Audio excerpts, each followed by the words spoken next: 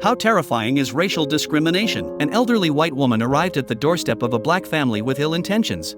Ma'am? Your boy, I like him very, very much. Will you give him to me? Gone.